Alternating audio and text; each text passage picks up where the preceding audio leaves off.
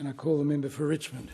Thank you, Deputy Speaker. And I too rise to speak in support of the Communications Legislation Amendment, Australian Content Requirement for Subscription Video on Demand Streaming Services Bill 2025.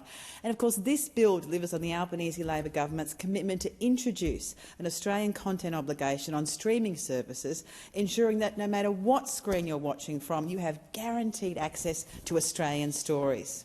And of course our National Cultural Policy, Revive, which is wonderful, it recognises that our greatest cultural asset is Australia's people and their stories, our stories. It also acknowledges that there have been major changes in the way that audiences access and consume film and television content, and we've all seen that over the past few years. Australia's television landscape has evolved to include not just public broadcasters, commercial broadcasters and cable, but increasingly a huge variety of streaming platforms and services. And Australian content quotas for commercial television were first introduced in the 1960s, showing that we have long known how important it is that the content of our screens reflects our culture and our identity as Australians. These content requirements were updated in the 1990s to capture free-to-air and other television broadcasters, and this ensured a minimum level of Australian content being produced every year. And of course, both the ABC and SBS acknowledge in their respective charters that their functions include informing, educating and entertaining audiences with content that represents our diverse identities, values and experience. Now, while streaming services derive very big profits from Australian audiences, often the content they deliver does reflect someone else's experience and someone else's identity. And what these laws do is really level the playing field. Just as free-to-air networks and pay television has long supported Australian stories through content requirements, streaming giants will now be required to invest in our people, our places and our perspectives. And Australian audiences, of course, are engaging with streaming services because these services produce some fantastic, wonderful, engaging shows, including the production of great Australian content. Only a minority of services are yet to produce any Australian content. And we want to ensure that that quality Australian content continues on those services. And this bill is not intended to criticise the operation of streaming businesses, but to acknowledge the fantastic content they produce and ensure that Australian audiences invested in watching these services are also able to continuing to access important Australian stories. And, Deputy Speaker, the bill represents a significant step forward for Australia's creative industries as well as our cultural identity. And this bill amends the Broadcasting Services Act 1992 to introduce a clear and enforceable Australian screen content requirement for on-demand streaming platforms that millions of Australians are using every day. And it does this by guaranteeing a minimum level of expenditure on new Australian content on those services. And this is really important because, as we say, our stories matter. They reflect who we are, where we've come from and the values we all share. They showcase our unique voices to the world and ensure that future generations grow up with access to content that speaks of their own experiences. And it also highlights the immense talent and creativity of Australian actors, writers, directors, artists and other creatives. We just have so many creative industries and people that we're incredibly proud of. And it's not just Aussies that want to see Australian content on their screens. We all know worldwide how well-regarded Australian films are. Indeed, we've seen over the decades films that have had massive international success like Picnic at Hanging Rock, Mad Max, The Castle, Crocodile Dundee, Priscilla, Queen of the Desert and Strictly Ballroom and Muriel's Wedding, which not only was a reflection of my area in northern New South Wales, was actually filmed in parts of that as well. And we have also, of course, recently seen some other Australian-made content achieve global success. We see it all the time, from Rake to Mr In Between to Colin from Accounts and, of course, Bluey. We all love Bluey. Australian film and television have a global reputation for innovation and emotional honesty. And these Aussie-made shows have been hugely successful, reaching international audiences, and we want to see more of that. In the words of Bluey, coconuts have water in them. Oh, sorry, wrong quote. In the words of Bluey, if you can imagine it, you can play it. And, Deputy Speaker, this bill guarantees that streaming services will invest in telling those stories by setting a minimum level of expenditure on new Australian content. Under these reforms, on-demand streaming platforms will be required to dedicate at least 10% of their total program expenditure to commissioning or acquiring first-release Australian drama, children's programs, documentaries, arts and educational content.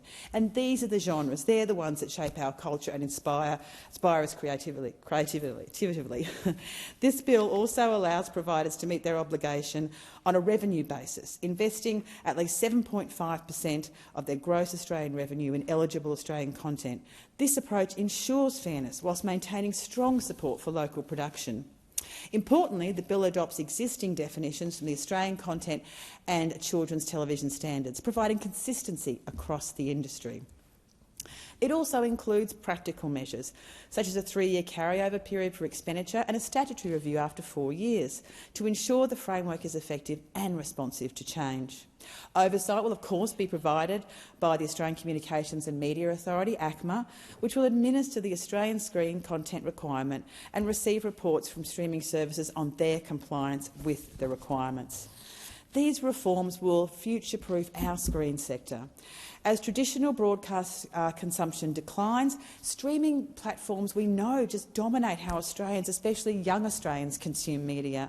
And without these laws, there's a real risk that Australian voices could become increasingly marginalised on platforms that prioritise high-volume international content.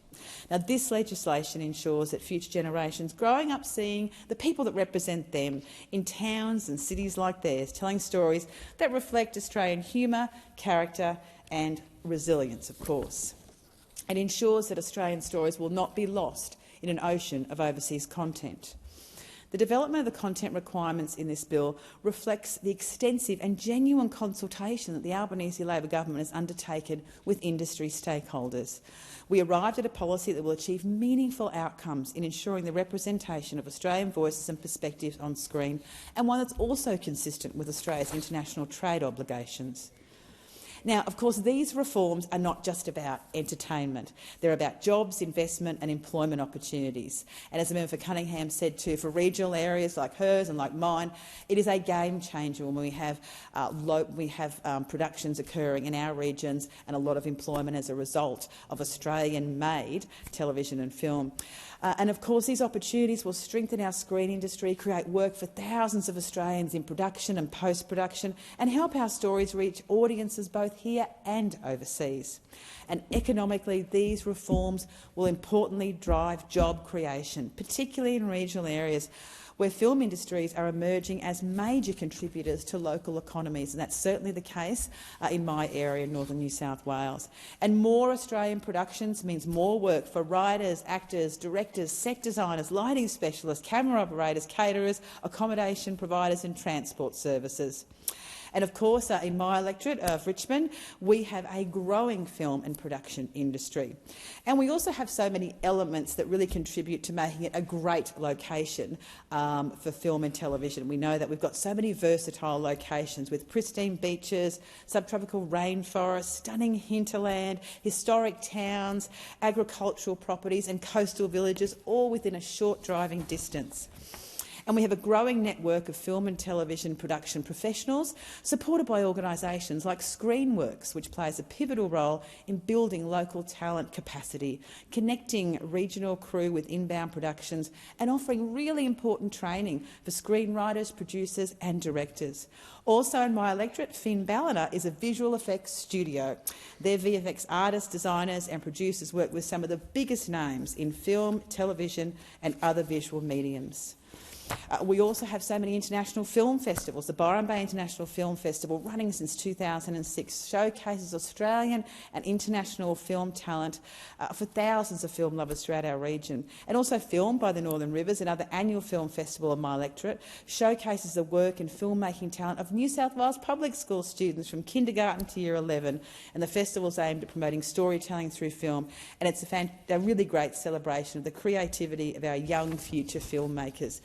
We also consistently see the secondary impacts of productions in my local area and the huge economic benefits for our local community through the demands for accommodation, catering, transport, hiring and tourism. And we can never underestimate that ongoing benefit that it brings. From Hollywood blockbusters that we've had filmed, like Aquaman, which was filmed in our region, and many more, and lots of TV shows, including the very long-running British version of I'm a Celebrity, Get Me Out of Here, which has actually been filmed in a place called Dungey, just outside of Murwillumbah, for more than 20 years.